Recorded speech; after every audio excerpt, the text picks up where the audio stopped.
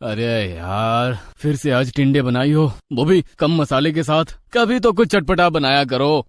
खाने में टिंडे देखकर रमेश का मूड खराब हो गया। उसकी पत्नी सावित्री ने कहा, कम मसाले खाने से पेट ठीक रहता है। हाँ, खाने की तरह जिंदगी में भी मसाला नहीं रहा। हर रोज वही चिक चिक, वही खाना और वही बीवी, कुछ भी नया नहीं है। रमेश और सावित्री की शादी को 10 साल हो चुके हैं और रमेश अभी इस शादी से पूरी तरह से पक चुका है। रमेश हमेशा से एक बच्चा चाहता था, लेकिन उन लोगों को बच्चा भी नहीं हुआ। ऊपर से सावित्री हर रोज एक जैसा ही खाना बनाती थी, इसीलिए रमेश के जीवन से खुशी नाम की चीज गायब हो चुकी थी। रमेश हर रात को छत पर जाकर सोचता था, क्या फायदा हुआ शादी का, खुशी तो दूर दूर तक नहीं है। ऐसे कब तक चलेगा? अभी तो डिवोर्स भी नहीं कर सकता। ये शादी नाम की चीज से तो दिल ही उठ गया है मेरा। अगले दिन रमेश वही घिसा पिटा खाना खाकर ऑफिस के लिए निकल ही रहा था कि तभी उसने देखा उनके पड़ोस वाले घर के सामने एक गाड़ी आकर रुकी। उसमें से एक जवान और सुंदर सी औरत बाहर आई और कुछ लोग गाड़ी से सामान घर के अंदर ले जाने लगे। कितनी सुंदर है यार ये लड़की, इससे तो मुलाकात करनी ही होगी। रमेश ऑफिस जाने के लिए घर से निकला और उस औरत के पास जाकर बोला, हेलो, मेरा नाम रमेश है, मैं यहीं रहता हूँ। आपका नाम क्या है? उस औरत ने बड़ी मीठी आवाज में कहा, हेलो जी, मेरा नाम रीमा है। मैं यहाँ नई आई हूँ। मैंने ये घर रेंट पर लिया है। वाह, बहुत बढ़िया जी। इसका मतलब आप हमारी पड़ोसी हुई।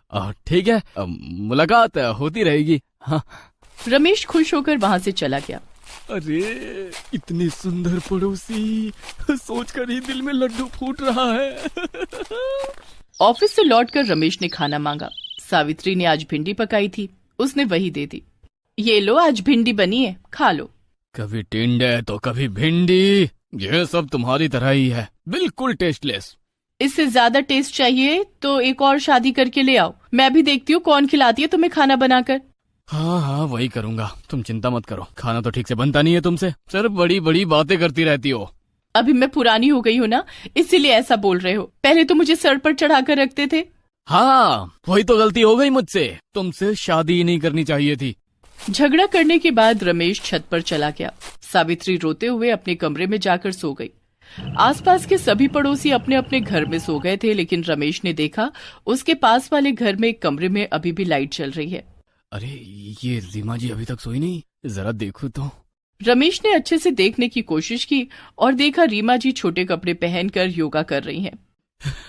ये क्या देख लिया मैंने, ये तो जन्नत है, जन्नत। योगा करती हैं रीमा जी, इसीलिए शरीर में चर्बी नहीं है, फिगर बढ़िया है, मेरी बीवी की तरह मोटी नहीं है। वाह रीमा जी वाह, मैं तो फैन हो गया आपका। रमेश 2 घंटे तक बस देखता रहा। अगले दिन सुबह रमेश रीमा के घर चला गया। अरे रमेश जी, इतनी सुबह सुबह यहाँ कैसे?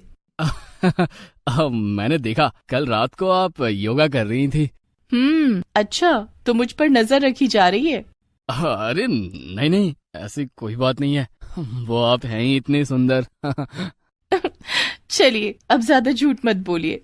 अरे नहीं जी, झूठ क्यों बोलूंगा। आप मुझे योगा सिखाएंगे क्या? मुझे भी फिट होना है। हाँ, क्यों नहीं, चलिए सिखाती हूँ। रीमा ने रमेश को योगा सिखाना शुरू कर दिया। रमेश योगा करने के बहाने रीमा का हाथ बार बार पकड़ने लगा। रीमा ने मना नहीं किया, उसे भी रमेश पसंद आने लगा था। रमेश ऑफिस जाने से पहले और ऑफिस से लौटने के बाद रीमा के पास योगा सीखने जाने लगा और दोनों में प्यार हो गया। और एक दिन रमेश ने सच में रीमा से शादी कर ली और उसे लेकर घर आ गया। ये देखकर सावित्री को जैसे सदमा लगा। ये क्या किया आपने? दूसरी शादी कर ली, वो भी इस डायन से। ये देखने से पहले मैं मर क्यों नहीं गई? हाँ तो मर जाओ, किसने मना किया है? वैसे भी मुझे और तुम्हारी जरूरत नहीं है, भागो यहाँ से। रमेश ने सावित्री को घर से बाहर निकाल दिया। सावित्री बेचारी रोते हुए अपने मायके चली गई। वहाँ उसके भैया और भाभी थे, उन्होंने सावित्री को जगह नहीं दी। चल जा यहाँ से, अपने पति को खुश नहीं कर पाई तू, यहाँ तेरे लिए कोई जगह नहीं है। सावित्री बेचारी क्या करती, पेट भरने के लिए वो रास्ते पर भीख मांगने लगी। उधर रमेश अपनी नई बीवी को लेकर बहुत खुश था।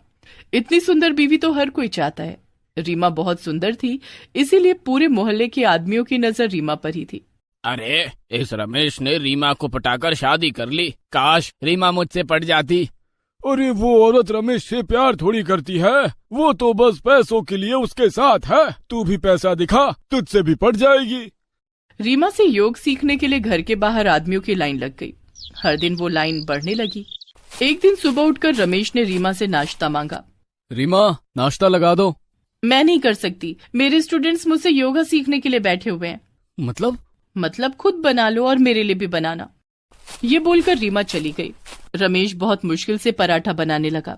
ये क्या बात हुई, ऑफिस भी संभालो और घर पे भी खाना बनाओ।